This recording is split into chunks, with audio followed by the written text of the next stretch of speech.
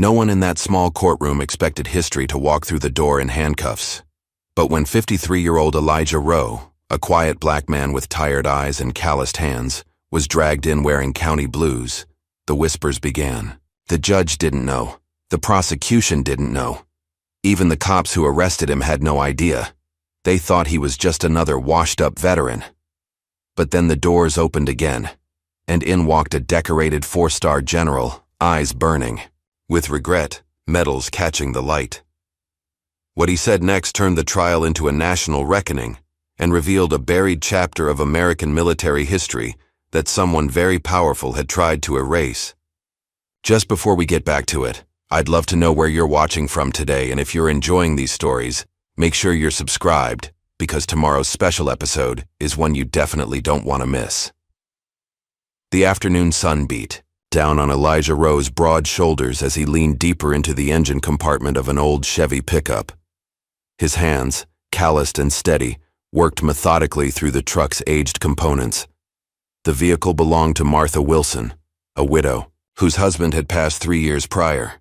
Her fixed income couldn't cover a proper mechanic, but Eli never asked for payment. "Mr. Rowe, I brought you some lemonade," Martha called, approaching with a glass that sweated in the summer heat. Eli straightened, wiping his hands on a rag. "Thank you, ma'am." His voice was low, barely above a whisper. He accepted the drink. With a nod, his dark eyes never quite meeting hers, Martha smiled. "You know, you're a blessing.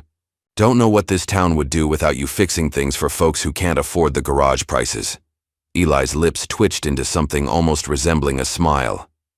"Just keeping busy." He drained the glass and returned to work, signaling the end of conversation. As Martha walked away, a group of kids on bikes circled nearby, watching with curious eyes. "Hey, Ghost!" one boy called out, grinning. "You gonna make that truck fly?" Eli didn't look up, but his shoulders relaxed slightly. At the nickname, the local children had started calling him Ghost years ago, partly because of how quietly he moved, partly because of how he seemed to appear and disappear around town without warning. The name had stuck, though only the kids used it too, his face. By late afternoon, the truck was running again. Eli closed the hood with a solid thunk and started walking toward Miller's Diner on Main Street. His routine rarely varied: fix things during the day, eat at Miller's in the evening, return to his small house on the outskirts of town by nightfall. The diner's bell jingled as he entered. Conversation dimmed momentarily as heads turned, then resumed. Eli slid into his usual booth by the window, ordered his usual black coffee and meatloaf special, and sat in silence. 20 minutes into his meal, the diner's door swung open violently. A red-faced white man in his 40s stumbled in, reeking of alcohol. Behind him, hovering uncertainly in the doorway, stood an older man in weathered fatigues with a patchy beard. "Get lost, you bum!" the drunk man shouted, turning to the doorway. "Nobody wants your kind begging around here." The man in fatigues flinched. His hands trembled as he clutched a faded veteran's cap. "I just wanted a cup of coffee," the veteran mumbled. "I got money." "Yeah, right," the drunk sneered, pushing the veteran back. "Go sleep it off under a bridge." The diner fell silent. Eli watched, his fork suspended halfway to his mouth. His eyes narrowed slightly, the only indication that his attention had shifted. When the drunk shoved the veteran again, harder this time, Eli stood. He moved with surprising grace for a man his size, appearing suddenly between the two men. Without a word, he held out his sandwich to the veteran. "This isn't your business, buddy," the drunk slurred, puffing up his chest. Eli didn't respond. He simply stood there, sandwich extended, body positioned as a human shield between the drunk and the veteran. "Thanks, brother," the veteran whispered, accepting the food with shaking hands. "I'm talking to you." The drunk jabbed a finger into Eli's chest. Eli looked down at the finger, then back up, his expression unchanged.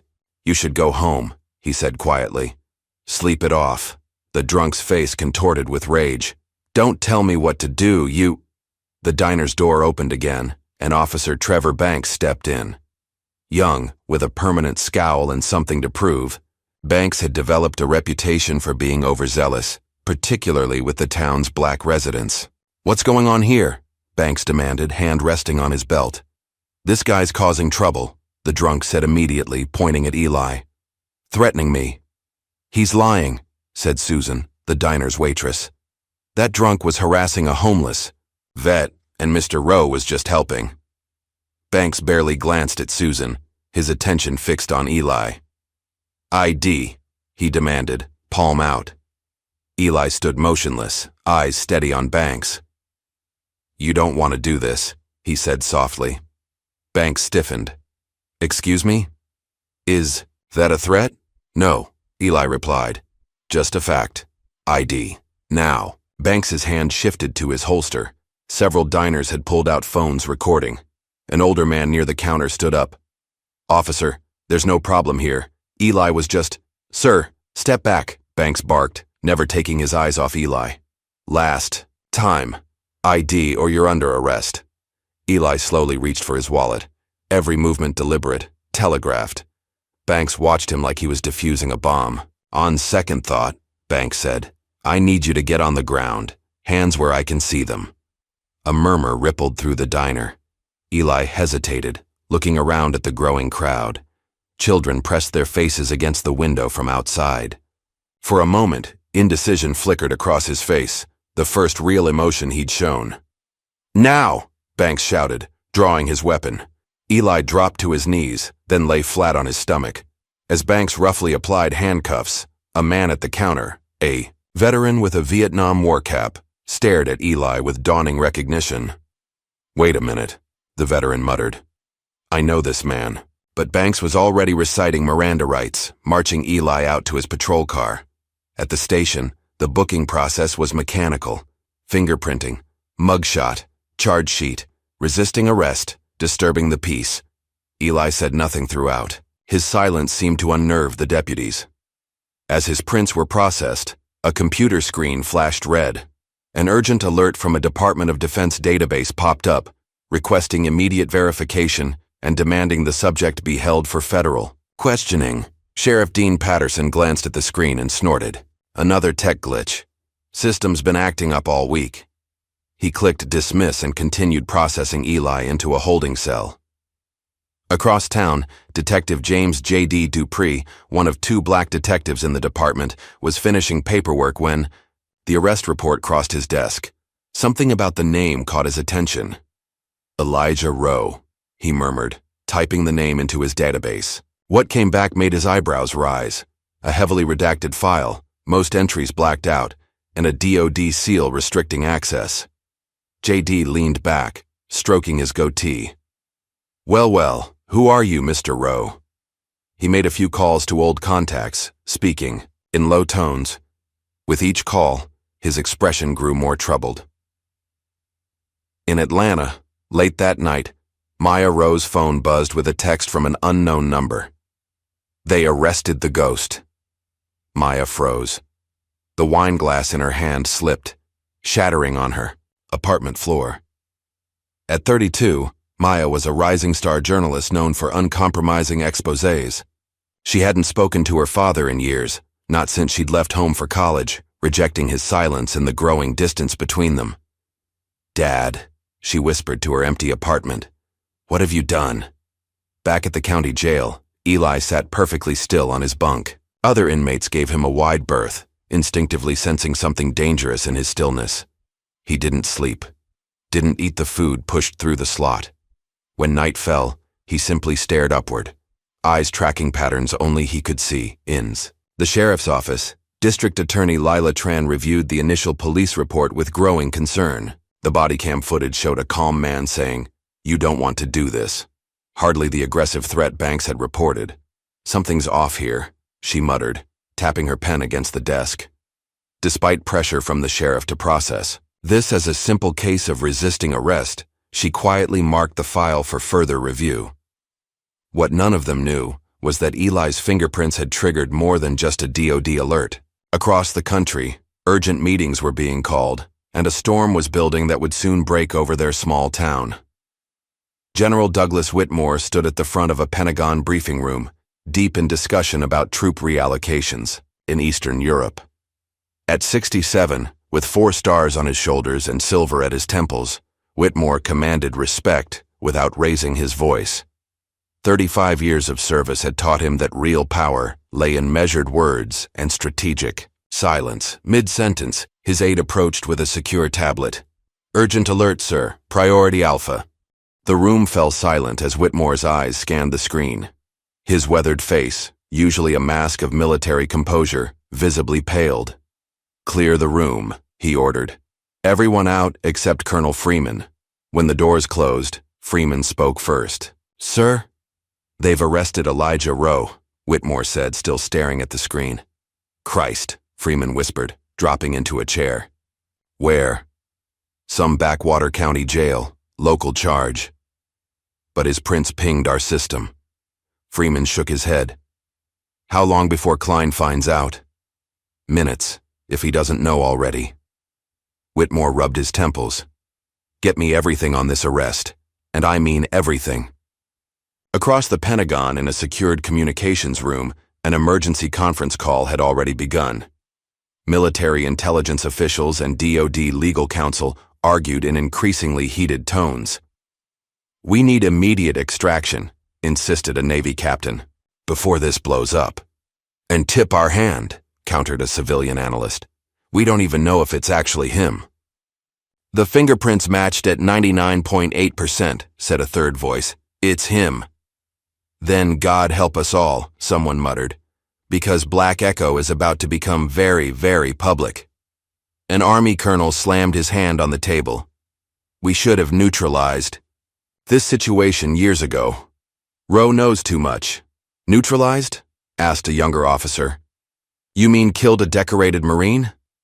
"I mean contained a potential threat to national security," the colonel replied coldly. Meanwhile, Detective J.D. Dupree had spent hours trying to piece together Eli's background. Every database search led to more redactions, more security clearances he didn't possess. Finally, he called an old Army buddy now working at Veterans Affairs. "Frank, I need a favor," J.D. said when his friend answered. "Name's Elijah Rowe, arrested in my jurisdiction. Can't find anything on him that isn't classified 6 ways to Sunday." A long pause followed. "J.D., you need to walk away from this one." "You know him?" Another pause. "Not personally, but I've heard stories." "What kind of stories?" "The kind that don't get told," Frank replied. "Listen to me carefully. If he's who I think he is, then that arrest is the worst mistake they ever made." "Why?" "Because some ghosts are better left alone." Frank's voice dropped. "Call me when this goes sideways. Not if. When." The line went dead. In Atlanta, Maya Rose stared at a box of old photographs, a tumbler of bourbon in hand. Pictures of her childhood laid out on her coffee table, memories of a father who was present but never fully there. One photo showed teenage Maya at her high school graduation. Eli stood awkwardly in dress blues, face impassive even on such a proud day. Another showed him returning home late one night, military duffel over his shoulder, strange bruises on his neck that he refused to explain. The most haunting image was from her mother's funeral. 14-year-old Maya in black, surrounded by relatives. Eli standing apart in the pouring rain, refusing to come under the tent. For 2 hours, he'd stood there, water streaming down his face, indistinguishable from tears. "Why could you never just talk to me?" Maya whispered to the photos. She knocked back the bourbon and began throwing clothes into an overnight bag. Back at the county prosecutor's office, D.A. Lila Tran sat across from Officer Trevor Banks, reviewing his statement. "So you're saying Mr. Rowe directly threatened you?" she asked. Banks leaned back in his chair, exuding confidence. "Absolutely," said "You don't want to do this" in a menacing tone. "That's it? Those exact words?" "It was threatening. You had to be there." "I have been there," Tran replied, tapping the body cam footage on her tablet. "I've watched this 17 times. Banks shrugged. "Camera doesn't capture everything. Angle was off." "And the missing section? After you placed him in handcuffs?" "Told. You." Device glitched. "Happens all the time." Tran's eyes narrowed. "Officer Banks, Do you know how many complaints have been filed against you in the past year? Banks' smile faltered. Is that relevant to this case? It might be, she said. It, just might be. In his private office at the Pentagon, General Whitmore made a call he'd hoped never to make. Aaron? It's Doug Whitmore. Colonel Aaron Klein's voice came through, smooth as silk. General, to what do I owe this pleasure? Cut the crap, Aaron. You've heard about Rowe. A pause. I may have received certain intelligence. Don't touch him, Whitmore said. That's a direct order. Klein chuckled. With all due respect, General, I've been a private contractor for 3 years. Your orders don't apply. This isn't a game. Leave him alone. I'll take care of it, Klein replied, voice suddenly cold. Like I've always taken care of our messes.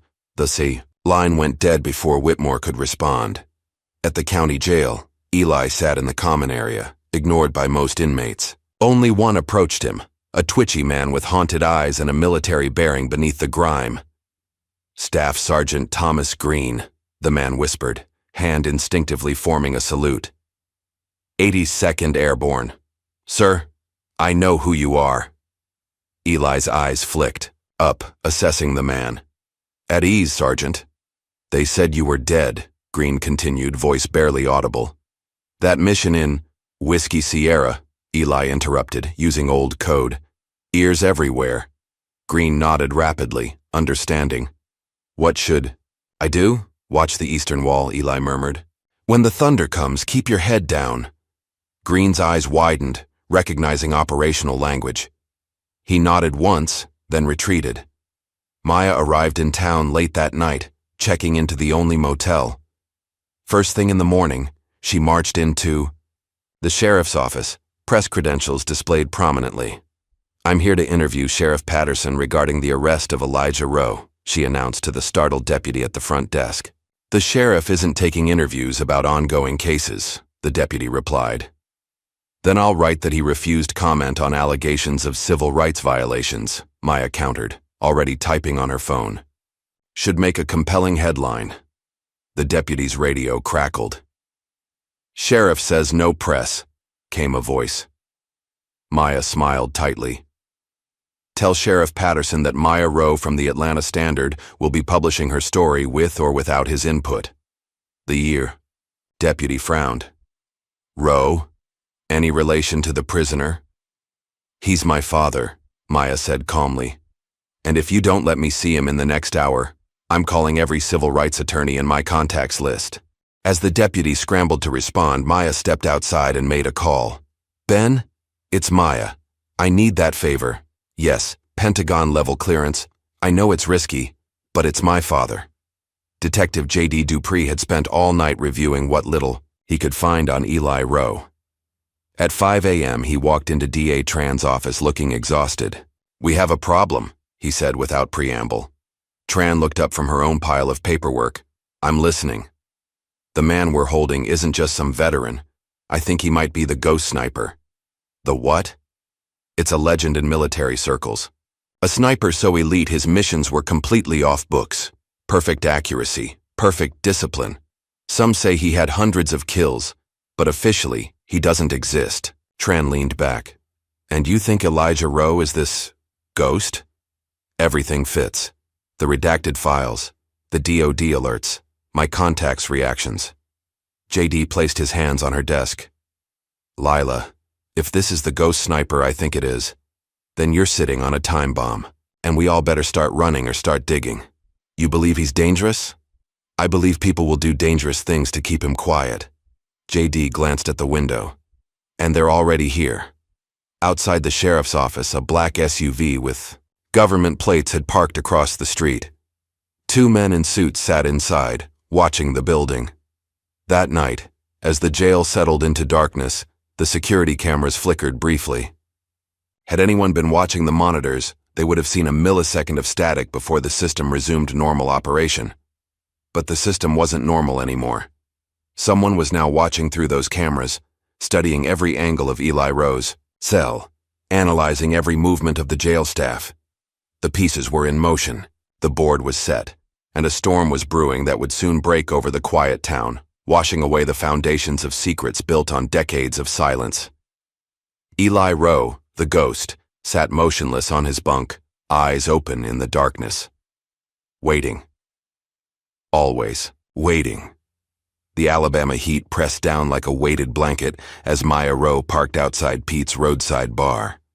A neon beer sign flickered in the window, struggling against the midday sun. This was her third stop on a journey that had taken her across 3 states in 2 days. Inside, the bar was nearly empty. A few scattered patrons nursed drinks in dark corners, while ceiling fans pushed around stale air. Maya spotted her target, immediately. A heavyset man with a Marine Corps tattoo visible beneath his rolled-up sleeve. "Mark Willis?" she asked, sliding onto the bar stool beside him. The man looked up, suspicious. "Who's asking?" "Maya Rowe." She watched his reaction carefully. Elijah Rowe's daughter. Willis's beer bottle froze halfway to his lips. "Eli has a daughter? Disappointed?" "Surprised," Willis corrected. "Your father never mentioned family, not once in 4 years." "That sounds like him," Maya replied bitterly. "I need to know about Operation Black Echo." Willis's face drained of color. He glanced around the bar, then leaned in. "Lady, I don't know what you're talking about." "Yes, you do." Maya pulled out her phone, showing him news headlines about Eli's arrest. "My father is in jail. I need to know why a routine arrest has the Pentagon scrambling." Willis drained his beer, signaling for another. "You need to let this go." "Not happening. You don't understand what you're poking at. Then explain it to me." The bartender delivered another beer. Willis waited until he walked away. "I can't tell you about operations that don't officially exist." "Off the record," Maya pressed. "Marine to Marine's daughter." Willis studied her face, Eli's eyes staring back at him. Finally, he sighed. "Your father saved my life. Sierra Leone, 2009. Operation Black Echo." His voice dropped to barely a whisper. "We were sent to eliminate a warlord using biological weapons. But someone high up wanted those weapons, not just the warlord. Things went sideways." "What happened?" "Your father made a choice. Saved 47 civilians, including children. Disobeyed direct orders to do it." Willis's hands trembled slightly. "I've never seen anything like it. One man moving through hell like a ghost. And they punished him for it? Worse, they buried it. Buried him. Made him invisible." Willis looked up, eyes haunted. If they're coming for him now, it means someone's afraid of what he knows. Back in her motel room, Maya scribbled frantically in her notebook. 4 Marines had told similar stories, each reluctant at first, each eventually breaking under her persistent questioning. They painted a picture of her father she barely recognized, a man of extraordinary skill and unexpected mercy. Across town, DA Lila Tran sat in her darkened office, reviewing the mysteriously returned body cam footage. The timestamps showed gaps, sections missing that should have captured crucial moments of Eli's arrest. Her phone rang, displaying a government area code. When she answered, the voice on the other end was clipped and authoritative. "Ms. Tran, this is Special Agent Carter, Department of Homeland Security. We understand you're reviewing evidence in the Elijah Rowe case." "And how would you know that?" Tran asked, immediately on guard. "That's not important. What's important is that pursuing this case could compromise national security matters. Are you instructing me to drop a legitimate investigation? I'm advising you that continuing down this path would be unwise for your career and potentially dangerous. Is that a threat, Agent Carter?" "That's reality, Ms. Tran. Some doors should remain closed." The line went dead. Tran stared at the phone, then at the fragmentary footage. Whatever was happening went far beyond a simple arrest. In a luxurious office overlooking the Potomac, Colonel Aaron Klein briefed a small team of private intelligence contractors. A digital dossier displayed on the wall screen showed Elijah Rowe's military photo alongside psychiatric evaluations. "Gentlemen, our priority is containment," Klein explained smoothly. "Our old friend Eli Rowe has resurfaced at a very inconvenient time." "Sir, these psychological reports," one analyst began, "are exactly what the media needs to see," Klein finished. a decorated veteran suffering from paranoid delusions, PTSD, violent tendencies, a tragedy, but not uncommon. But they're fabricated, the analyst continued hesitantly. Klein's smile tightened. They're necessary. By this time tomorrow, I want these files in the hands of every major news outlet. Rowe's credibility needs to be destroyed before he opens his mouth.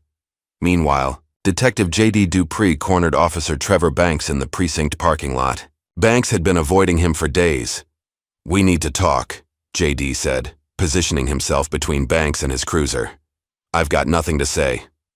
Banks tried to step around him. J.D. blocked his path. "Funny, because you had plenty to say in your report. Most of it bullshit." "Watch yourself, Dupree." "No, you watch yourself." J.D. moved closer. "I've seen the footage. What's left of it? Rowe made no threatening moves. So why'd you escalate?" Banks's face flushed. "He was disrespectful." "That's not a crime." "Look, I did my job. Did someone tell you to target him?" J.D. interrupted. "Because your body cam just happened to malfunction at the exact moment you cuffed a man with Pentagon-level clearance? That's one hell of a coincidence." Banks's eyes darted nervously. "I don't know what you're talking about." "Let me be clear," J.D. said, his voice dropping. "If you don't come clean, I will bury you. Every complaint, every racial profiling incident, every excessive force allegation, I'll make sure they all stick. You can't prove anything. Try me." J.D. stepped back. "Think about it, Banks. Whatever they're paying you, it's not worth your career. Or worse." Banks said nothing, but sweat beaded on his forehead despite the air conditioning. That evening, Maya found an unmarked envelope slipped under her motel room door. Inside was a flash drive and a note reading only, "Watch alone." The video showed a haggard man in his 50s speaking directly to the camera. "My name is William Foster, former intelligence analyst. I worked with Colonel Aaron Klein and Elijah Rowe during Operation Black Echo. What I'm about to say will likely get me killed, but the truth needs to come out." Foster detailed a mission gone horrifically wrong. Biological weapons tested on villages, civilians used as experimental subjects, evidence destroyed. Rowe refused to participate. He went rogue, saved who he could. Klein never forgave him for exposing the operation's true purpose. The video ended with Foster looking nervously over his shoulder. "If you're watching this, I'm probably already dead. They monitor everything. Klein has connections everywhere.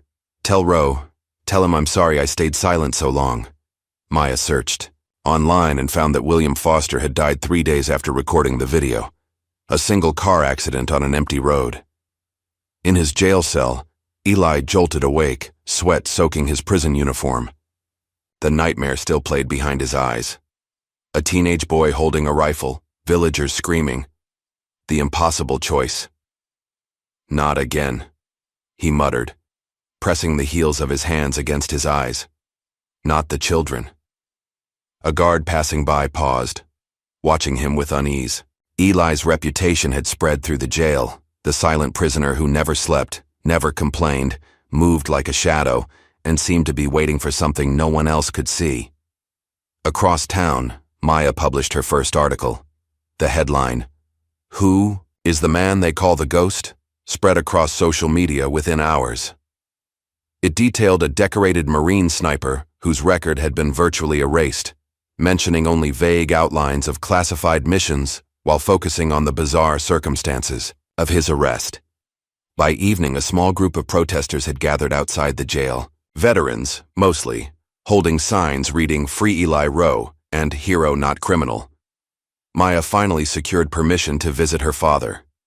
15 years of silence stretched between them as she sat across the visitation room table. Neither spoke for a long moment. "You look good," Eli finally said, his voice rough from disuse.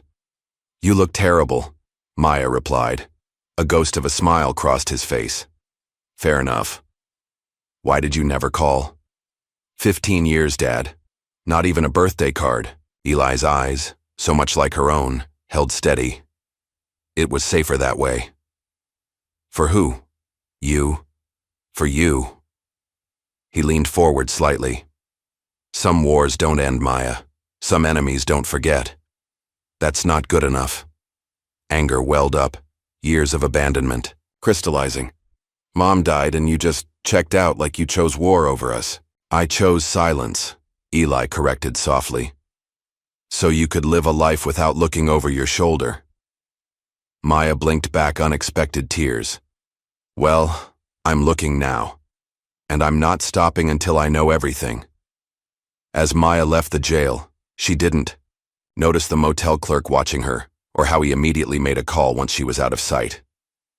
That night, a nondescript sedan pulled into town.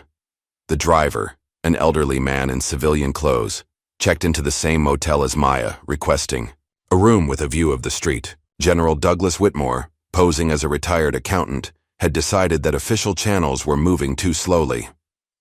He placed a sealed envelope addressed to District Attorney Lila Tran in the motel manager's hand, along with $200. Make sure this reaches her personally, tomorrow morning. Across town in the county jail, a new face appeared claiming to be Eli's court-appointed defender. The guards waved him through without checking credentials, a fatal mistake. In the interview room, the fake attorney placed his briefcase on the table. Mr. Rowe, I'm here to discuss your case.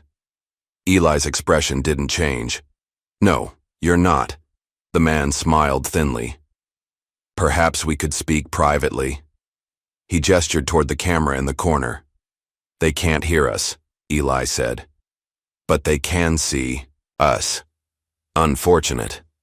The man's hand moved toward his briefcase. What happened next was so fast the camera barely captured it. Eli's hand shot across the table, immobilizing the man's wrist. In the same fluid motion, he rose and used his free hand to slam the man's head against the table. The briefcase clattered to the floor, revealing a syringe that rolled out. Guards rushed in to find Eli calmly seated while the fake attorney lay unconscious. He's not a lawyer, Eli told the stunned sheriff. Check his credentials, and that syringe. Later, as they led the still-dazed would-be assassin away, Eli delivered a message. Tell your people next time, send someone I didn't train. Maya's investigation exploded onto national news. Cable networks ran constant updates on the Handcuffed hero story, showing drone footage of the small-town jail surrounded by growing crowds of protesters and media trucks. Officer Trevor Banks was placed on administrative leave pending investigation. His avoidance of cameras only fueled speculation about his role in the increasingly suspicious arrest.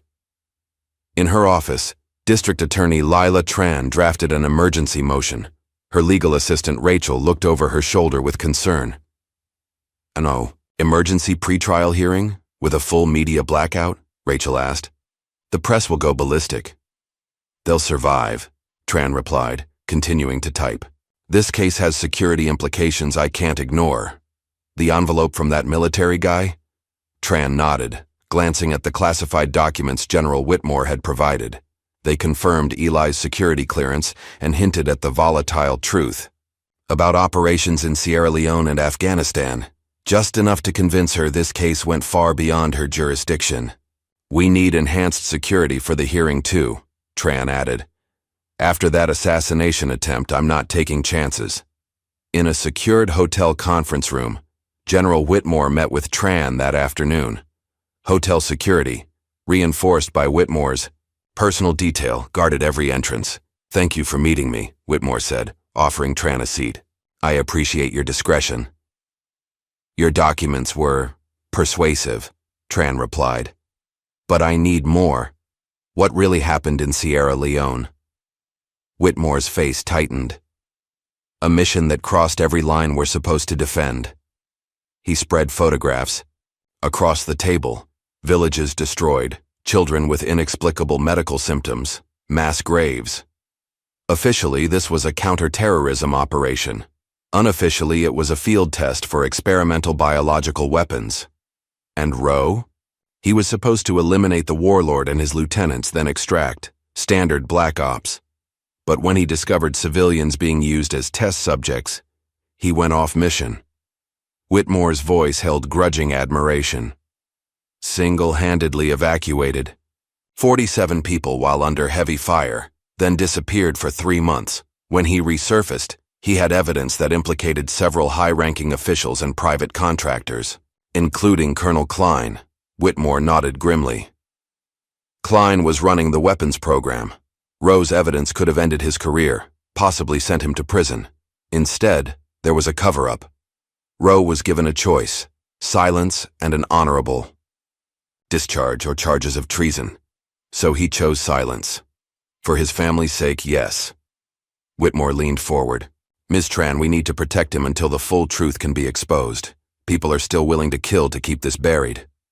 Across town, Detective J.D. Dupree had spent days reviewing security footage from businesses near the diner where Eli was arrested. Finally, at Thompson's Hardware, he found what he needed: a clear external camera angle showing the entire confrontation. The footage contradicted Banks's report entirely. It showed Eli calmly de-escalating, protecting the homeless, veteran, and complying with all commands until the inexplicable order to lie on the ground. Gotcha, J.D. muttered, copying the file. Within hours, the clip appeared online, further inflaming public opinion. Meanwhile, Maya had enlisted her ex-boyfriend, a skilled hacker named Luke Thompson, to help access sealed records about Operation Black Echo. "This is serious federal crime territory," Luke warned as his fingers flew across the keyboard. "We're talking Espionage Act violations." "I know the risks," Maya replied. "But my father's life is at stake. If these firewalls are any indication, so are a lot of powerful careers." Luke whistled softly as encrypted files began filling his screen. "Holy shit, Maya. This goes deep." The documents revealed a covert operation to eliminate a warlord named Ibrahim Sanji, who had allegedly acquired biological weapons. But buried in the operation logs were references to field testing and subject response monitoring, clinical language masking atrocities. Most damning was a memo from Colonel Klein to his private contractors. The Sierra Leone demonstration provides compelling efficacy data. Targeted deployment shows minimal environmental persistence but optimal lethality in the specified genetic demographic. They weren't stopping bioweapons, Maya whispered in horror. They were testing them on African villagers. The morning of the emergency hearing arrived with the courthouse surrounded by protesters, media, and heavily armed security. Inside, the small courtroom was tense as Eli was led in, still handcuffed despite his attorney's objections. Assistant District Attorney Wilson made the state's opening argument. "Your Honor, while the state acknowledges inconsistencies in the arrest record, we have serious concerns about the defendant's mental stability. Reports indicate—" "Objection!" Eli's court-appointed attorney shouted. "These supposed reports have mysteriously appeared overnight with no verifiable sources. They're clearly fabricated." From the gallery, Maya stood up. "Your Honor, I have evidence that directly contradicts the prosecution's claims." The judge banged his gavel. "Ms. Rowe, you are not recognized by this court. These are DOD records." Maya held up a folder. "They prove my father was following orders in a classified operation when—" "Bailiff, remove her if she speaks again," the judge ordered. The courtroom doors swung open. A tall figure in full military dress uniform walked down the center aisle. 4 stars gleamed on his shoulders. The room fell silent. "Your Honor," General Whitmore said, his voice carrying effortlessly, "I request permission to address this court regarding matters of national security." The judge stared, momentarily speechless. Cameras flashed despite the court's ban on photography. "And you are?" "General Douglas Whitmore, United States Army. I have direct knowledge of Staff Sergeant Elijah Rowe's service and the classified operations relevant to this case." The judge glanced nervously at the packed gallery, then at the prosecutors huddled in urgent whispers. "This is highly irregular, General. So is holding a decorated Marine on trumped-up charges to silence him," Whitmore replied evenly. After a tense conference at the bench, the judge reluctantly allowed Whitmore to testify. The general stood before the court, his bearing commanding. Even before he spoke, "Staff Sergeant Elijah Rowe served under my command for 7 years," he began. "During that time, he completed 14 deep-cover operations, all highly classified. His actions directly prevented multiple terrorist plots from reaching American soil." The courtroom was utterly silent. In 2009, Sergeant Rowe was deployed to Sierra Leone on Operation Black Echo. His mission parameters were exceeded when he discovered civilians being used as test subjects for experimental weapons. Rather than follow orders to eliminate witnesses, he chose to save innocent lives at great personal risk. Whitmore turned to face Eli directly. His actions represented the highest ideals of our military, even when those above him failed to uphold those same ideals. In his office overlooking the Potomac, Colonel Klein watched the live stream with growing rage. His carefully constructed narrative was unraveling on national television. He punched a button on his desk intercom. "Get me a press conference. Now. And contact our media assets. I want General Whitmore's mental competence questioned on every network." Within the hour, Klein stood before a hastily assembled press corps. It pains me to say this about a decorated officer, but General Whitmore's cognitive decline has been a concern for some time. His statements today represent a troubling fabrication, possibly the result of memory issues, possibly something more deliberate. As reporters shouted questions, Klein continued smoothly. "I worked with Sergeant Rowe. While his service was commendable, his post-deployment psychological evaluations showed concerning patterns of paranoia and confabulation. These are common but tragic consequences of combat stress." Back in the courtroom, Whitmore's testimony had concluded. The judge, visibly conflicted, called a brief recess to consider the extraordinary circumstances. When court resumed, his decision was terse. Given the new evidence and testimony, this court has no choice but to dismiss all local charges against Mr. Rowe. He is to be released immediately. A cheer erupted from the gallery. Maya rushed forward as deputies removed Eli's handcuffs. For the first time in years, father and daughter embraced. The celebration was short-lived. Just as they turned to leave, two men in dark suits entered. Through a side door. "Elijah Rowe?" one called out. "Federal agents, we have a warrant for your arrest for unauthorized disclosure of classified information in violation of the Espionage Act." Maya screamed as the agents moved forward with new handcuffs. Whitmore slammed his fist on the defense table, face contorted with fury. "This is outrageous," he shouted. "I'm calling the Secretary of Defense." But the federal agents were already reading Eli his rights. His face revealed nothing, no surprise, no fear, as if he had expected this all along. "Dad," Maya called out as they led him away. "This isn't over. I promise." Eli looked back once, his eyes meeting hers. For the first time, Maya saw something. There beyond his usual stoicism, a flicker of pride, and something that might have been hope. As the courtroom erupted in chaos, JD grabbed Maya's arm. "They're taking him to a federal holding facility, but this is just the beginning." "Of what?" she asked, watching her father disappear through the door. "Of the real fight," JD replied grimly. "They just made their biggest mistake yet. Now everyone's watching." Outside, news helicopters circled above the courthouse, broadcasting the scene to a nation suddenly captivated by the story of a silent hero and the growing evidence of a conspiracy that reached into the highest levels of power. The storm had broken, and it was only gathering strength. The federal detention center known as Station Gray existed on no official maps. Located in a desert region classified as a restricted military testing range, the facility specialized in housing individuals deemed threats to national security. Its slate-colored walls rose from the barren landscape like a fortress, devoid of markings or identification. This was where they brought Elijah Rowe.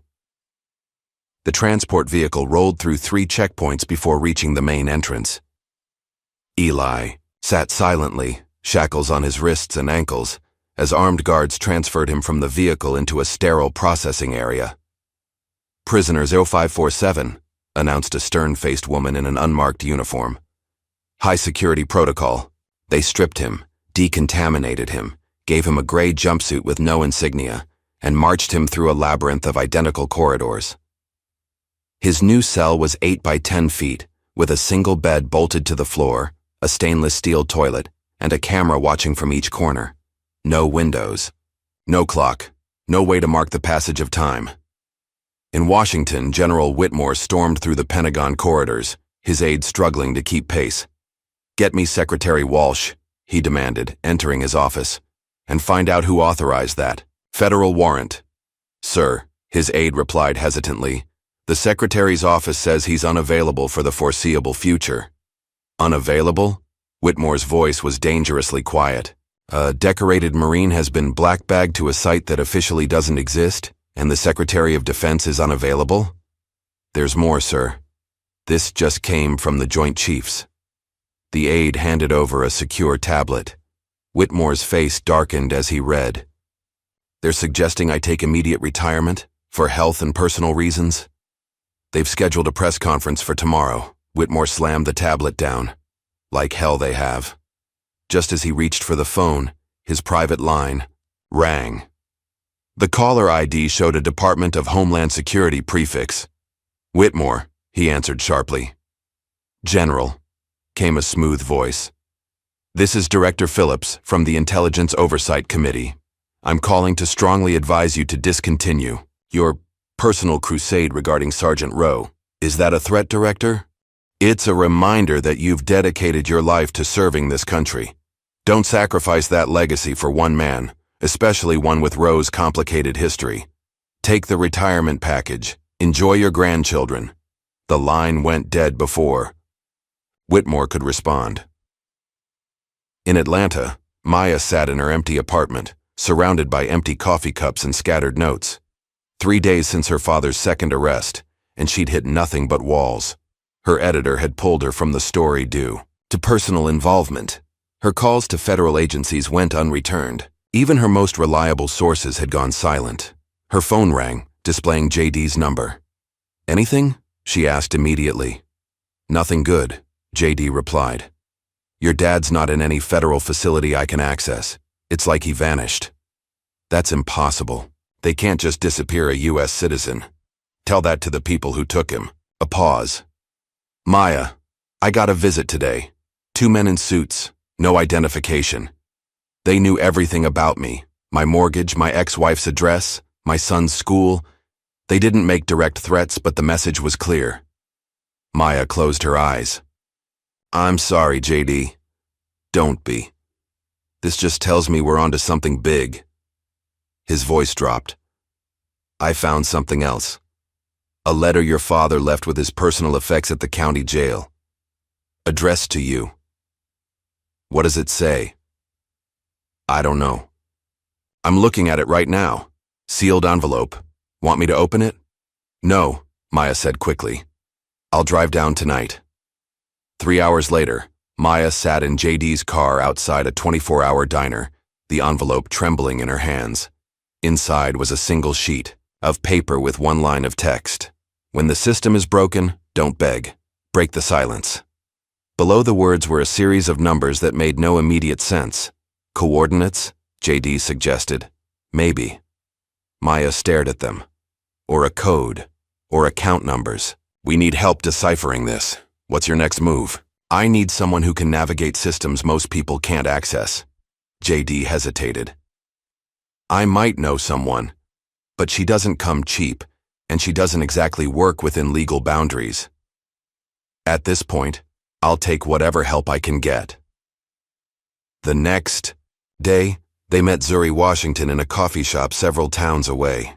With close-cropped hair, multiple ear piercings, and intelligence that radiated from her sharp eyes, the young woman assessed Maya with open skepticism. So you want me to hack federal systems to find your missing daddy? Zuri's fingers never stopped moving on her laptop. That's about 12 federal offenses before breakfast. I can pay, Maya began. It's not about money, Zuri cut her off. It's about risk. Last time I helped the government, they tried to throw me in prison. Only reason I'm free is I had insurance policies, files that would auto-release if I disappeared. This isn't for the government, Maya insisted. It's against them, or at least against the people abusing their power within it. Zuri's fingers paused. What's the operation name again? Black Echo. A flicker of recognition crossed Zuri's face. Army intelligence contracted me years ago to secure communications for something with Echo in the code name. Paid triple my normal rate for triple the encryption. Will you help us? Zuri studied Maya, then JD. On one condition, full immunity documentation for any past indiscretions, signed by someone with actual authority. JD nodded slowly. I think I know who might be willing. At Station Gray, Eli sat motionless on his bed as the cell door opened. A woman entered, slim, elegant, with steel gray hair pulled into a tight bun. Her eyes were the color of winter ice. Sergeant Rowe, she said, pulling up the room's single chair. I'm Agent Ruth Mercer. I'll be conducting your evaluation. Eli said nothing. You've been through this before, Mercer continued, opening a file. Standard procedure for compromised assets. Still silence. You're actually something of a legend. In intelligence circles, she said, her tone conversational. The ghost sniper. 14 confirmed deep cover operations. Over 60 confirmed eliminations. Perfect record. Until Sierra Leone. Eli's eyes flickered, almost imperceptibly. Did you know that my brother was there? Mercer leaned forward. Jason. Mercer, field operative. He died when the extraction team you abandoned got ambushed. There was no extraction team, Eli said, his voice rough from disuse. So he speaks. Mercer smiled without warmth. Of course there was an extraction team. You were too busy playing hero to wait for them. Your brother wasn't in Sierra Leone. Mercer's smile vanished. You don't know anything about my brother.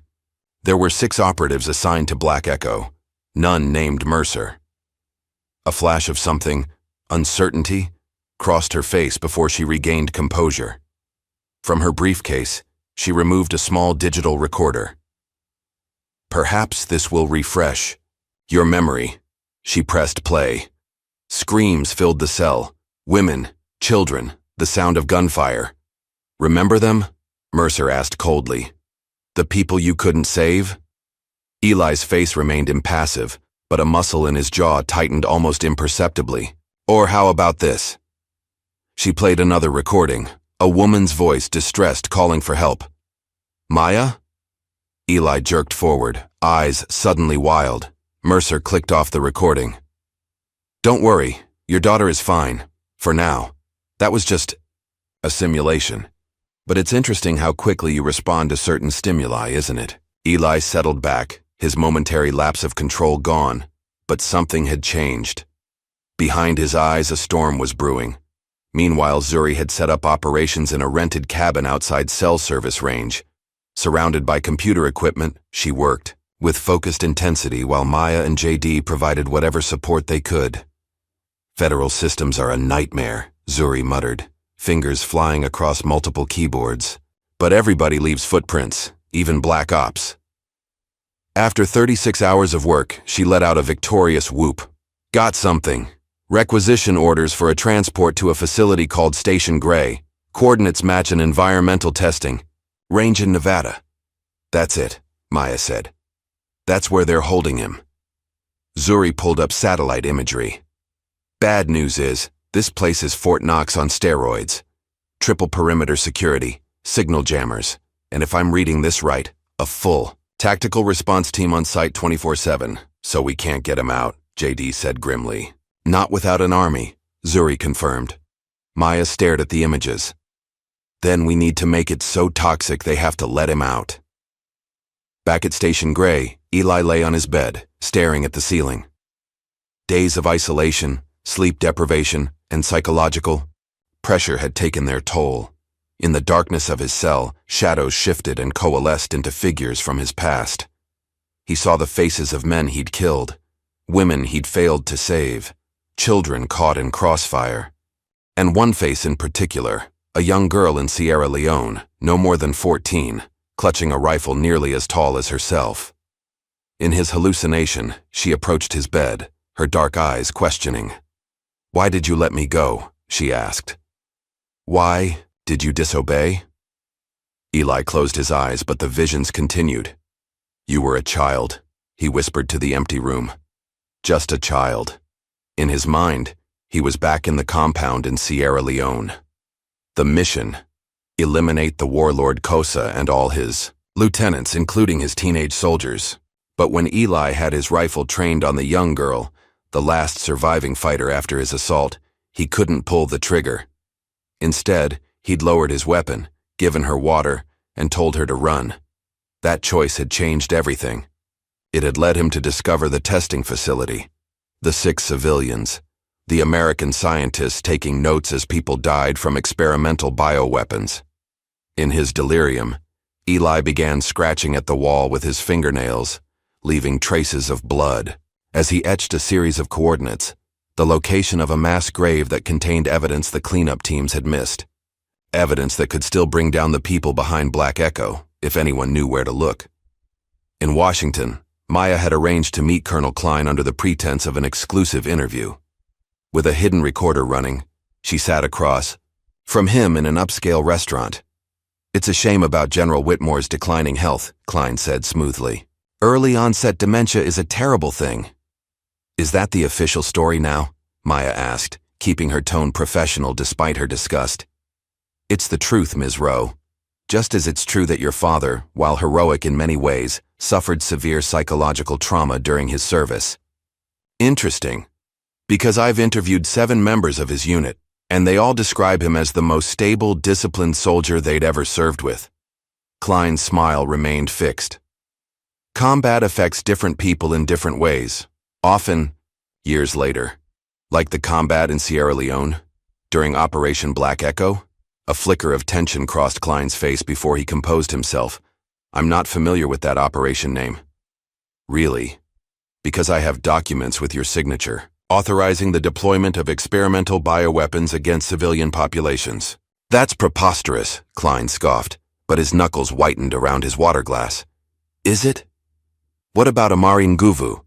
Does that name mean anything to you?" Klein's face drained of color. He stood abruptly. "This interview is over. My office will be in touch about these slanderous accusations." As he walked away, Maya knew she'd struck gold. The name had been a shot in the dark, the young girl mentioned in Foster's video, but Klein's reaction confirmed everything.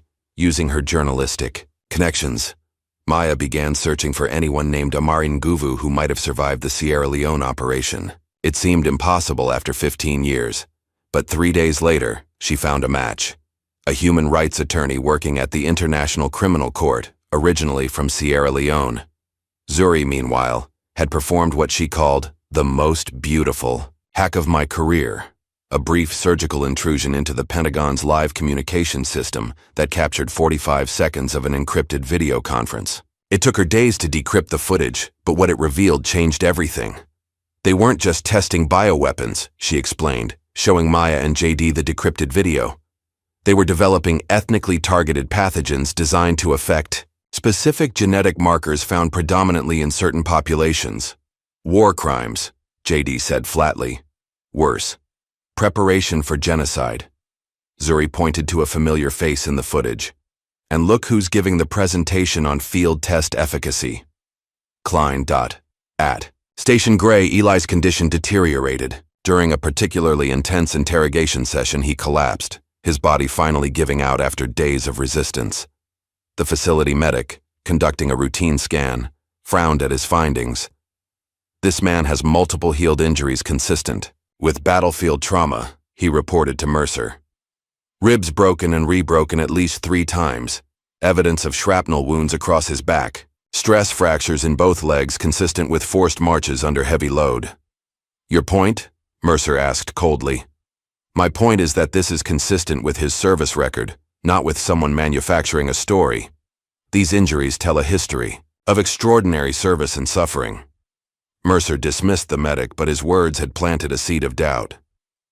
That night, she reviewed Foster's video testimony, comparing it with the official reports. The discrepancies were too significant to ignore.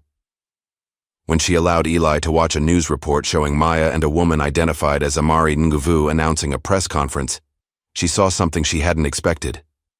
A single tear tracking down his stoic face. "Your wife died while you were deployed, didn't she?" Mercer asked, her voice softer than before. Eli nodded once. "And you never forgave yourself for not being there?"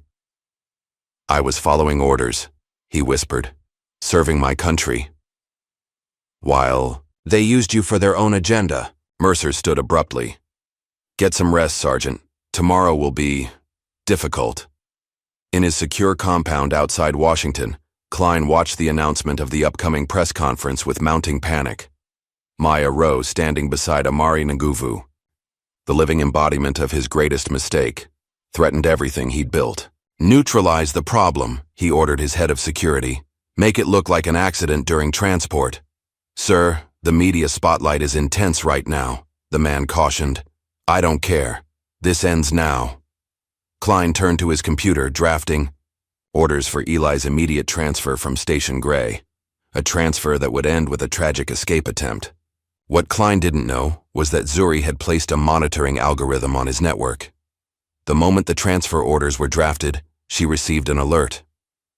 They're moving him, she told Maya urgently. Tomorrow morning, and based on the encrypted language, they don't plan for him to arrive. We need to stop that transport, JD said. We can't, Zuri replied. Not physically, but we can make it politically impossible. Her fingers flew across her keyboard. I'm releasing everything, right now. Every document, every video, every name. Maya nodded grimly. Do it. By dawn, the story had exploded. Every major news outlet ran breaking coverage of the Black Echo files. Thousands of classified documents detailing biological weapons testing, cover-ups, and the heroic actions of a Marine who had sacrificed his career to save innocent lives.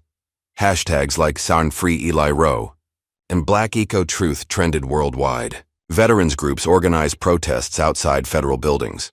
Congressional representatives from both parties demanded answers. General Whitmore, who had refused the retirement package, leveraged his considerable influence to secure an emergency federal injunction against Eli's transfer. On the grounds of imminent danger to the prisoner, his attorney argued before a hastily convened federal judge, and substantial evidence of a conspiracy to silence a material witness to war crimes. The judge, reviewing the flood of documents now in the public domain, granted the injunction. At Station Gray, Mercer received the order to halt the transfer with visible relief. Something had shifted in her, a recognition that she'd been on the wrong side of history. When armed federal marshals arrived with transfer papers signed by the Attorney General himself, she personally escorted Eli to the exit, whispering, "I'm sorry about your wife," as they parted. Outside the facility, a crowd had gathered. Press, protesters, and in the front, Maya, standing beside General Whitmore and a dignified African woman, Amari Nguvu. Eli emerged from the building, squinting in the sunlight, thinner, stubbled, but unbowed. The crowd erupted in cheers as he descended the steps. Reporters shouted questions, cameras flashed, but Eli remained silent until he reached Maya. Father and daughter embraced tightly, years of distance dissolving in that moment. When he finally spoke, looking up at the sky, his voice carried clearly through the sudden hush. Now you see. Across town, JD was missing the reunion. Hours earlier, he'd been grabbed outside his apartment, beaten, and taken to an abandoned warehouse. Klein's men wanted to know what evidence remained unreleased, what insurance policies Zuri had established. Despite the pain, JD revealed nothing. You're too late, he told them through bloodied lips. It's all out there now. Everyone knows. The ETIAB lead interrogator, a former special ops soldier named Brock Taylor, grew increasingly frustrated.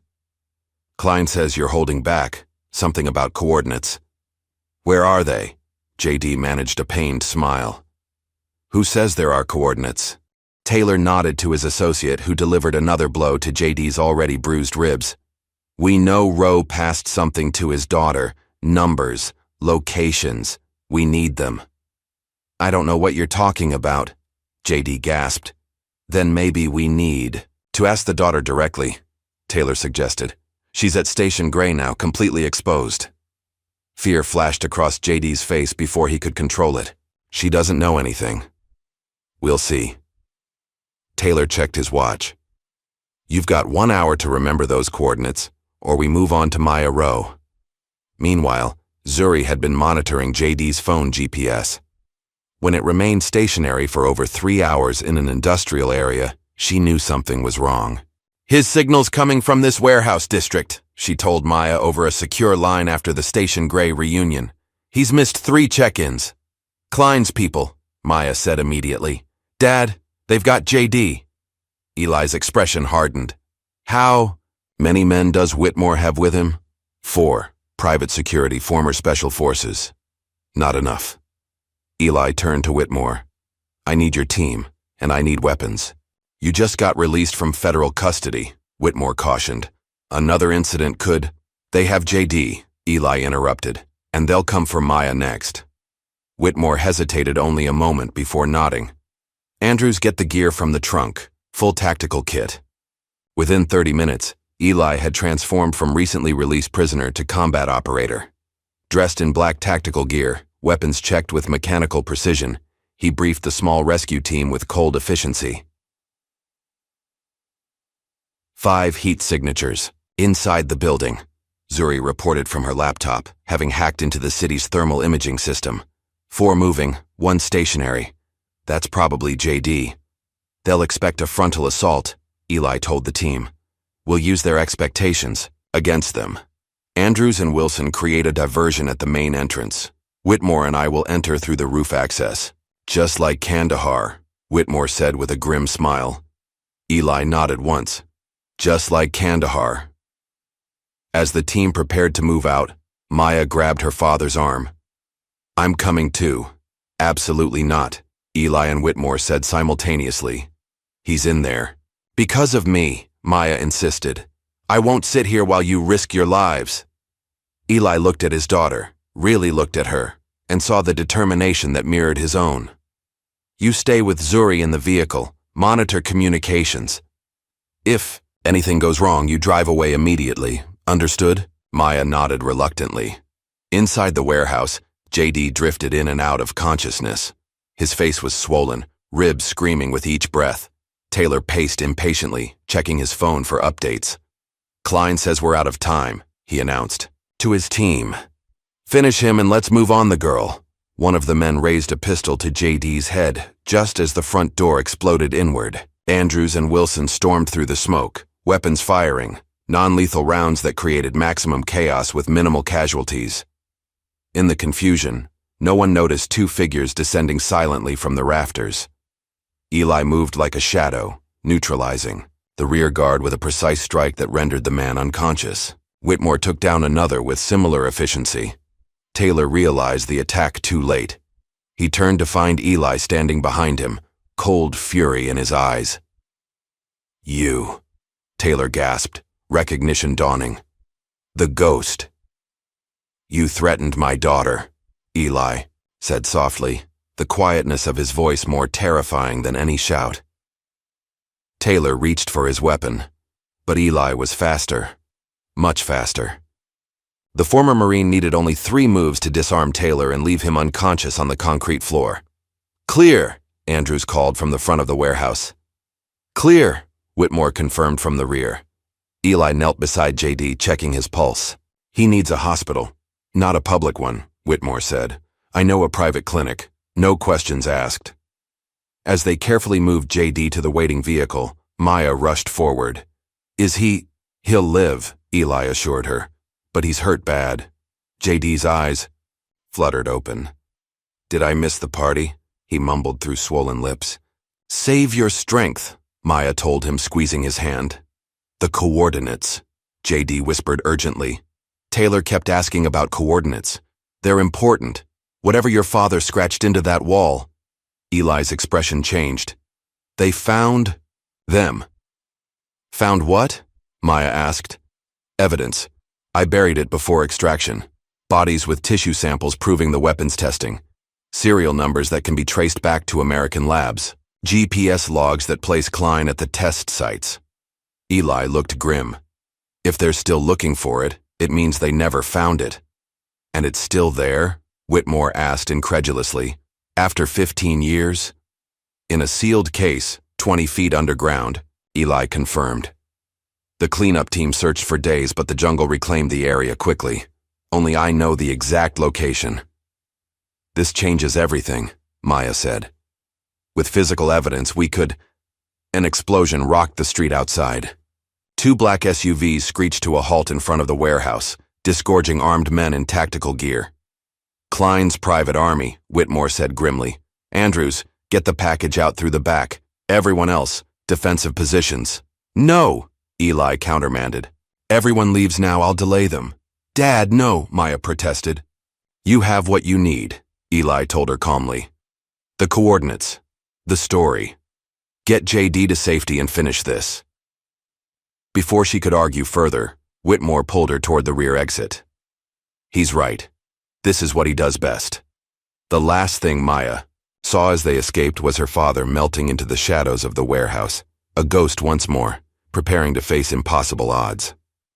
3 days later, the congressional hearing convened in an atmosphere of unprecedented tension. Security was tripled after the warehouse incident, which had made national news when Klein's private military contractors engaged in a firefight with an unknown assailant who had somehow managed to incapacitate 6 trained operatives before disappearing.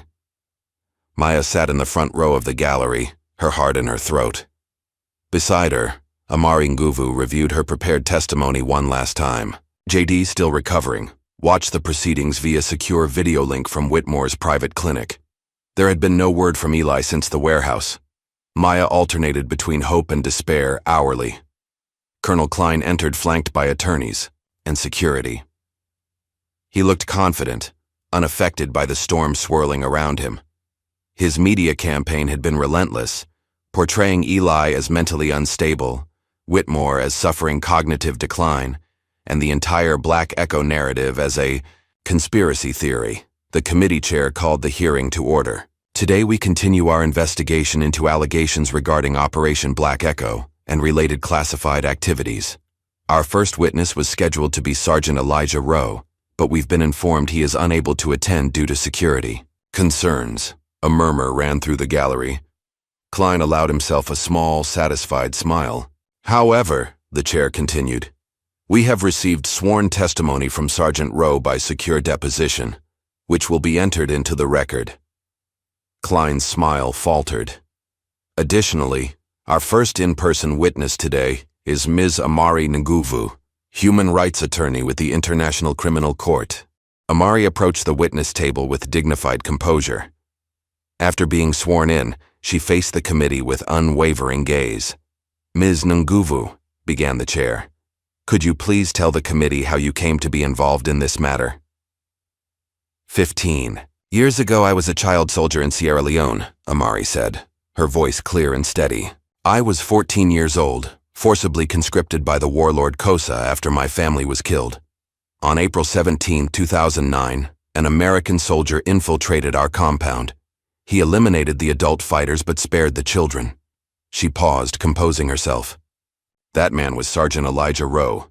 When he found me, I was the last one standing. I had a rifle pointed at him. He could have killed me, should have killed me according to his orders.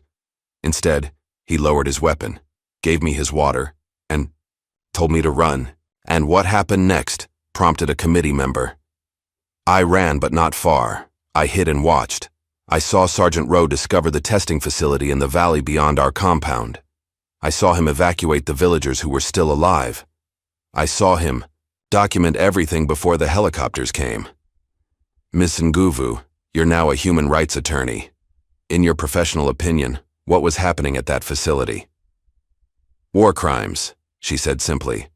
Biological weapons tested on civilian populations. I've reviewed the evidence and compared it to similar cases I've prosecuted. The pattern is unmistakable. Klein leaned forward, whispering urgently to his attorney. The committee pressed on, asking Amari about specific details, corroborating them against Eli's deposition and the mountain of documents now in the public domain. Halfway through Amari's testimony, a commotion at the rear of the chamber drew all eyes. The doors opened to admit General Whitmore, and beside him, thin, bruised, but very much alive, Elijah Rowe. A collective gasp went up from the gallery. Maya's hand flew to her mouth, tears streaming down her face. Mr. Chairman, Whitmore announced, Sergeant Rowe has arrived to testify in person. Klein rose to his feet, face contorted in disbelief and rage. This is irregular. We had no notice. Sit down, Colonel, the chair ordered. The committee will hear Sergeant Rowe. As Abimwan, Eli moved toward the witness table, his eyes met Maya's. The ghost of a smile crossed his face before he turned to face the committee, ready at last to break 15 years of silence with the full, unvarnished truth. Behind him, on screens visible to the entire chamber, images appeared, freshly excavated, evidence from the coordinates Eli had remembered, retrieved by an international team of war crimes investigators. Physical proof that could not be denied, spun or buried again. The truth, at last, in the light of day. Across the chamber, Colonel Klein watched his carefully constructed world begin to crumble, the weight of exposed secrets finally too heavy to bear. The morning dawned crisp and clear as the gates of Station Gray opened for the last time. A convoy of vehicles rolled out, black SUVs flanking an unmarked sedan. Inside sat Elijah Rowe, finally free after weeks of detention and interrogation. The road leading from the facility had transformed overnight. What had been empty desert was now lined with people. Veterans in uniform standing at attention, protesters, with signs, media vans with satellite dishes reaching skyward. Word had spread, and America had come to witness the Ghost Walk free. The convoy slowed as it approached the improvised checkpoint where Maya stood with Amari Nguvu and General Whitmore. Secret Service agents had established a perimeter, keeping the crowds back, but allowing this small welcoming committee to approach. When the sedan door opened, Eli emerged, squinting into the sunlight. He wore simple civilian clothes, jeans and a button-down shirt that hung loose on his frame. Weeks of detention had left him thinner, his cheekbones more pronounced, but his posture remained military straight. Maya moved first, crossing the invisible boundary between them. For a moment they simply looked at each other, as if relearning familiar features. Then they embraced, his arms wrapping around her with careful gentleness, as though she might dissolve if he held too tight. "You're really free?" she whispered into his shoulder. "For now," he replied, his deep voice rough with emotion. Whitmore approached next, executing a formal salute that Eli returned with precision despite his civilian status. No words were needed between the men who had sacrificed so much. Lastly, Amari Nguvu stepped forward. The striking lawyer extended her hand, which Eli took in both of his. "The girl with the rifle," he said softly, recognition in his eyes. She nodded. "The man who showed mercy when he had every reason not to." Cameras clicked frantically, capturing the moment when the ghost finally stepped fully into the light. Someone shouted a question. "Sergeant Rowe, how does it feel to be free?" Eli gazed out at the gathered crowd, at the faces hungry for words, for explanation, for meaning. He had spent decades in silence, carrying burdens few could comprehend. Now the world waited for his voice. He looked up, eyes clear, and said simply, "Now you see." Those 3 words, broadcast across every network, became the rallying cry for what followed. Meanwhile, across state lines, Detective J.D. Dupree was fighting his own battle. After his rescue from Klein's men, he'd spent days in hospital recovering from broken ribs, a dislocated shoulder, and various contusions. The physical wounds were healing faster than the psychological ones. The warehouse where he'd been held contained evidence of other interrogations. People who hadn't been lucky enough to have friends looking for them. JD had insisted on being involved in the investigation despite his condition. "You need to rest," the doctor had told him. "I'll rest when Klein's entire network is dismantled," JD had replied. Now he sat in a safe house, surrounded by files and digital records, working with the FBI task force assigned to unraveling Klein's extensive operation. The work was difficult, the hours long, but every document connected another dot, revealed another accomplice. When the door opened unexpectedly, JD reached instinctively for his weapon before recognizing Maya and Zuri. "You're supposed to be at the press conference," he said, lowering his gun. "We wanted to see you first," Maya replied, embracing him carefully to avoid his injuries. "Dad's being debriefed by the DOJ. I have about 2 hours." Zuri hung back, eyeing the stacks of documents. "Amateur hour," she muttered, gesturing to the FBI's organized chaos. "I could have this digitized and cross-referenced in a day." "That's exactly why we're here," Maya said. "JD, we need your help. Dad's testimony is crucial, But Klein had too many friends in too many places. We need insurance. What kind of insurance? The kind that ensures nobody else disappears. Maya's eyes were hard, determined. We're starting a foundation for wrongfully detained veterans, for exposing black ops abuse. I want you to run security. JD considered this. I've got a badge, which limits what you can do officially, Maya countered. And after what happened, do you really trust the system to protect the people who need it most? He didn't need to answer. The bruises still healing on his face spoke volumes. What about you? He asked Zuri. The hacker shrugged. I handle the digital side. Information is the real battlefield now. JD looked between them, the journalist and the hacker, both unflinching in their determination. He thought of Eli, of the system that had tried to bury him, of how close they'd all come to failing. When do we start? In Washington, the congressional hearing had reconvened. The chamber was packed beyond capacity as Eli took the stand again, this time not as a detainee but as the government's star witness against Colonel Aaron Klein. Klein sat at the defense table, designer suit replaced by prison orange. His typical smooth confidence curdled into barely contained rage. His legal team had been reduced by half. Several attorneys had withdrawn representation overnight as evidence continued to mount. Sergeant Rowe, began the committee chair, could you identify the individuals present at the Sierra Leone testing facility? Eli's testimony was methodical, precise. Each name, each date, each detail delivered with the same calm certainty with which he had once lined up shots from impossible distances. The gallery listened in horrified silence as he detailed atrocities committed in America's name, biological agents tested on unwitting villagers, data collected on suffering, death recorded and analyzed for efficacy. And Colonel Klein's role in this operation? The chair asked. He designed the protocol, selected the test sites, analyzed the results. Eli's voice remained steady. When I reported civilian casualties, he ordered them categorized as collateral. Validation metrics. Klein slammed his hand on the table. That's a lie, he shouted, rising halfway before his attorney pulled him back down. The chair called for order. Colonel Klein will have his opportunity to respond. When Klein's turn came, his defense strategy quickly unraveled.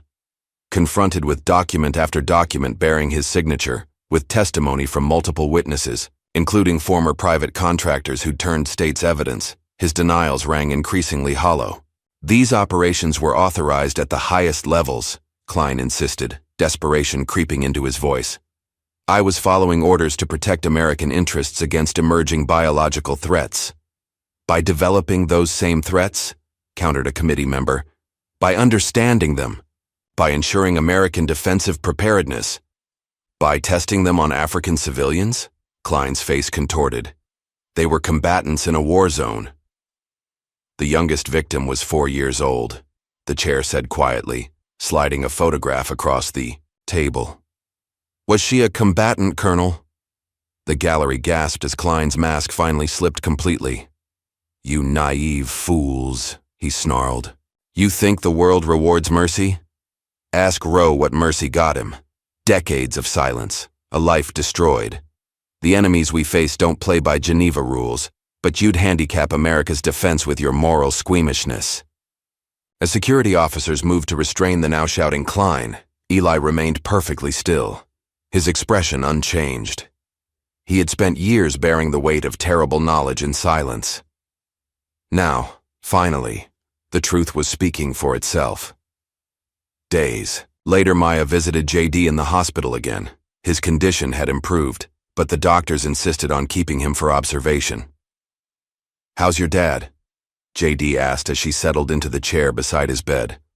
Quiet, working through things. Maya smiled, faintly. Some habits don't change overnight. And the foundation? Taking shape.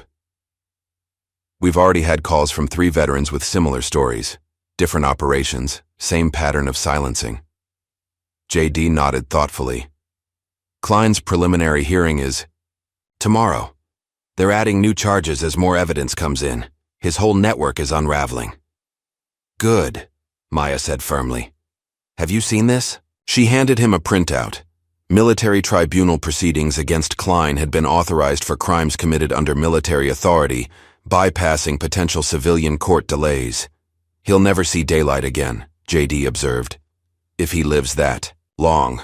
Apparently he's been transferred to solitary for his own protection. Too many people inside with connections to his victims. As Maya left the hospital, her phone rang. General Whitmore calling with news. Klein's trial had revealed connections to multiple privatized military operations involving illegal weapons testing, corporate connections, political protection, money trails leading to offshore accounts. It's bigger than we thought, Whitmore told her. Much bigger. Can we prove it? With your father's testimony, yes, but it's dangerous, Maya. These people have resources, influence. We have the truth, she replied. And now, people are finally listening. In a quiet moment between testimonies and interviews, Eli and Maya sat in her apartment, sharing takeout Chinese food. The silence between them had transformed from a wall into a comfortable space where words weren't always necessary. What happens next? Maya finally asked, setting down her chopsticks. Eli considered the question. Justice, hopefully, for the people who didn't survive to see it. And for you? After all this is over? He looked out the window, to the city lights below. I don't know how to live without secrets anymore. You could try, Maya suggested gently. One day at a time, like the rest of us. Eli's lips curved in the barest suggestion of a smile. Maybe I could fix more trucks. Maya laughed, a genuine, surprised sound. Dad made a joke. Alert the media. Oh wait, I am the media. For the first time in years, Eli laughed too. A rusty sound, unpracticed but real. In that moment, father and daughter glimpsed a possible future where the past didn't define everything. Later that week, Agent Ruth Mercer approached a podium at the Department of Justice. Camera flashes illuminated her severe features as she formally announced her resignation. I have served this country for 22 years, she began, voice steady. I believed that service sometimes required moral compromise in pursuit of security. I was wrong. She detailed systemic failures that had enabled operations like Black Echo, the compartmentalization of information, the lack of oversight, the culture of unquestioning obedience. The institutions I served failed not only the victims of these operations but the American people whose values we claim to protect, she concluded. I cannot undo the harm my complicity caused, but I can ensure it never happens again. Within months, Mercer had joined a veterans advocacy group focused on PTSD and moral injury. Her insider knowledge of intelligence practices made her uniquely effective at navigating bureaucracy to secure health care and recognition for those the system had failed. As Klein's trial proceeded through the military justice system, a comprehensive documentary about Operation Black Echo was released. Produced by Maya's news organization, it featured testimony from survivors, witnesses, and government officials willing to speak on the record. Eli declined all interviews, but allowed his sworn testimony to be included. He directed his portion of the proceeds to a fund supporting Sierra Leone victims' families.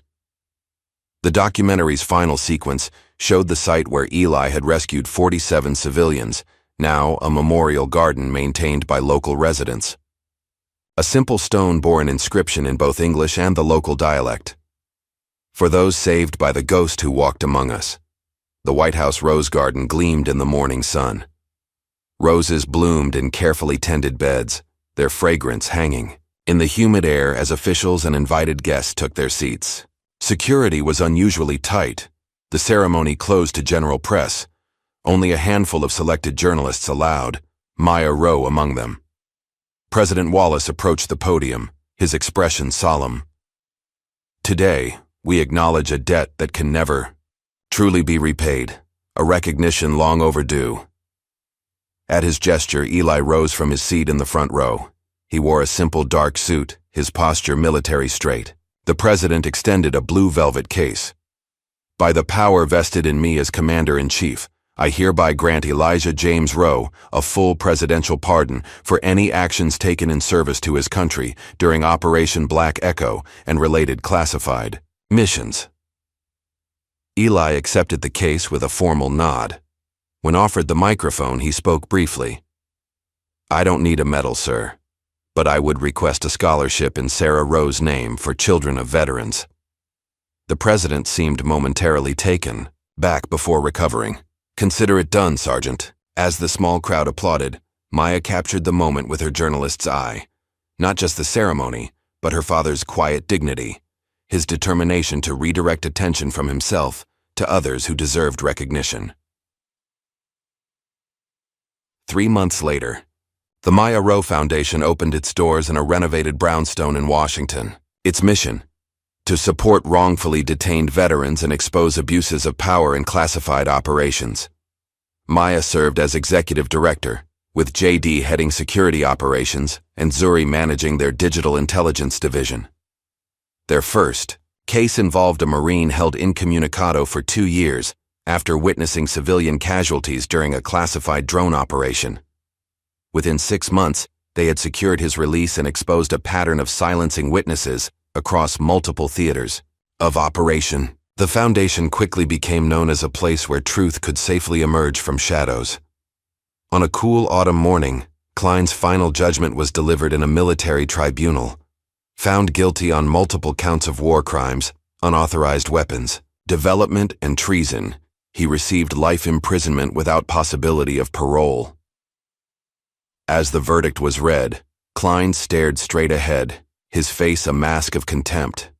He never spoke publicly again, refusing all interview requests and declining to assist investigations into his collaborators. Weeks later, in Eli's hometown, General Whitmore and Ruth Mercer stood together at a ribbon-cutting ceremony. The renovated community center had been transformed into a specialized clinic for veterans dealing with PTSD and moral injury. "We call it the Ghost's Haven," Whitmore announced to the gathered crowd, "a place where those carrying invisible wounds can find healing and hope." Though invited, Eli did not attend the opening ceremony, but occasionally, in the months that followed, he would visit quietly, sitting with veterans who couldn't sleep, who saw things others couldn't see, who carried burdens civilians couldn't understand. He rarely spoke during these visits. His presence was enough, living proof that even the deepest wounds could heal given time and truth. In New York, at the Pulitzer Prize ceremony, Maya stood at the podium in an elegant black dress, her father watching proudly from the audience. "This award belongs to every person who refused to accept silence as the final answer," she said, clutching the certificate. "Sometimes the truth doesn't just set you free, it helps you finally come home." Her investigation into Black Echo and similar operations had exposed systematic abuses spanning decades and administrations. The resulting reforms in military oversight had become known as the Rowe Protocols, ensuring greater transparency and accountability in classified operations. Later that evening, at a small family celebration, Maya found her father standing alone on the hotel balcony, looking out over the city lights. "Penny for your thoughts?" she asked, joining him. "Just remembering," he replied softly. "Sierra Leone, the moment everything changed." The memory played in his mind like footage he'd reviewed 1,000 times. Rain pouring through jungle canopy, mud sucking at his boots as he approached the compound, the teenage girl with the rifle, Amari, pointing it at him with trembling hands. He could have taken the shot, should have, according to his orders. Instead, he'd lowered his weapon, reached slowly for his canteen and offered it to her. "Don't look back," he'd whispered as she took the water. "Just run." That choice, that moment of humanity in the midst of hell, had set everything in motion. The discovery of the testing facility, the decision to evacuate civilians, the evidence collected, the years of silence that followed, and finally, the reckoning. "Any regrets?" Maya asked, studying his profile in the city glow. Eli considered the question seriously, as he did all things. "Only that I didn't speak sooner. Maybe your mother would have understood why I had to stay silent." Maya touched his arm gently. "She knew you loved her dad," even when you couldn't explain why you were the way you were. In the office of the Foundation, Zuri monitored intelligence feeds with her typical intense focus. Something had triggered one of her algorithms, a pattern of encrypted communications using terminology similar to Black Echo protocols. The phrase Echo Reborn appeared in multiple intercepts from former associates of Klein, now operating in private military contracting. Whatever it was, it had begun accelerating after Klein's conviction, as if his imprisonment had been a signal rather than a deterrent. Zuri hesitated before alerting Maya. They had all earned some peace, but the truth didn't rest, and neither could those committed to protecting it. She saved the intercepts to a secure drive. Tomorrow would be soon enough to sound the alarm. Tonight was for celebration, for acknowledging how far they had come. At a military academy outside Washington, students gathered for General Whitmore's guest lecture on ethical leadership in combat situations. Now retired, Whitmore had found a new purpose in educating the next generation of officers. After his formal presentation, a cadet raised a hand. "Sir, given everything that happened with Operation Black Echo, do you regret your military service?" Whitmore considered the young man thoughtfully. "Not a day," he replied, "but I regret every silence we let last too long." His words were recorded by several cadets and quickly spread through military forums. In the following months, multiple service members came forward with their own stories of operations that had crossed ethical lines, creating a cultural shift toward accountability within the ranks. As spring arrived, Maya and Eli walked together, along a hillside path overlooking the town where it had all begun.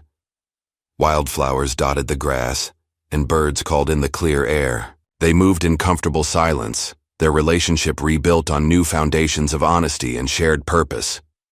"They know who you are now," Maya said, pausing to look out over the vista. "The real you." Eli shook his head slightly. "No, now they know who you are." Maya looked at him questioningly. "My legacy isn't what I did in silence," he explained. "It's what you did by breaking it." The sentiment brought unexpected tears to Maya's eyes. All her life, she had sought her father's approval without realizing she already had it, had always had it, even during the years of distance and unspoken truths. The next morning, Eli received a package from the Department of Defense, the medal he had refused at the White House ceremony. A note attached read simply, "For the record, whether you want it or not, you earned it. Whitmore." Eli studied the medal briefly, feeling its weight in his palm. Then he placed it in his pocket and drove to the local park. There, he found a quiet bench overlooking a playground where children laughed and played, unburdened by the shadows that had defined his life for so long. He set the medal down and weighted it with a small stone. Beside it, he left a handwritten note. "To the next forgotten hero, speak up. You're not alone anymore." As he walked away, an elderly veteran approached the bench, noticed the medal, and read the note. The man looked up, scanning the park, but Eli was already gone, a ghost once more, but now by choice rather than necessity. Back at Martha Wilson's house, Eli resumed work on her perpetually troublesome truck. The routine task brought him a peace he'd rarely known, the simplicity of a problem with a clear solution, parts that fit together as they should, machinery that worked according to consistent principles. "You're always welcome to dinner, Mr. Rowe," Martha called from her porch. "No need to eat alone every night." Eli straightened from the engine, wiped his hands on a rag, and did something that once would have been unthinkable. He smiled and said, "Thank you, I'd like that."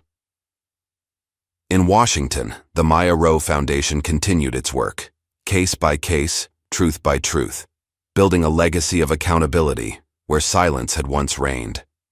On Maya's desk sat a framed photograph, Eli and Sarah on their wedding day, young and hopeful, before secrets had carved chasms between them. Beside it rested a more recent image, Maya, Eli, and Amari Nguvu, with her son, little Elijah, at the opening of a school in Sierra Leone built with foundation funds. In the photo, Eli knelt at the boy's level, showing him how to hold a camera rather than a weapon, teaching him to capture truth rather than end it.